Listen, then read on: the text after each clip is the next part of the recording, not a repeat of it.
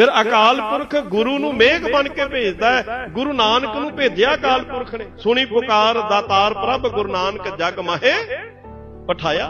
ਜਿਹੜਾ ਸਾਰੀ ਮਨੁੱਖਤਾ ਦੇ ਵਿੱਚ ਗੁਬਾਰ ਬਣਿਆ ਹੋਇਆ ਸੀ, ਗੁਰੂ ਨਾਨਕ ਸਾਹਿਬ ਨੇ ਫਿਰ ਕੀਰਤਨ ਕੀਤਾ, ਉਸ ਨਾਮ ਦੀ ਵਰਖਾ ਕੀਤੀ ਤੇ ਮਨੁੱਖਤਾ ਦੇ ਵਿੱਚ ਜਿਹੜਾ ਗੁਬਾਰ ਪੈਦਾ ਹੋਇਆ ਸੀ ਨਾ, ਉਸ ਗੁਬਾਰ ਦੇ ਵਿੱਚੋਂ ਸ਼ਾਂਤੀ ਪ੍ਰਾਪਤ ਹੋਈ। ਉਹ ਗੁਬਾਰ ਜਿਹੜਾ ਸੀ ਡਿੱਗ ਪਿਆ। ਬਾਬੇ ਭੇਖ ਬਣਾਇਆ ਉਦਾਸੀ ਕੀ ਰੀਤ ਚਲਾਈ, ਚੜਿਆ ਸੋਧਣ ਧਰਤ ਲੁਕਾਈ। ਇਸ ਤਰ੍ਹਾਂ ਕਹਿੰਦੇ ਸਤਿਗੁਰੂ ਧਰਤ ਲੁਕਾਈ ਨੂੰ ਸੋਧਣ ਵਾਸਤੇ ਫਿਰ ਚੱਲੇ ਆ।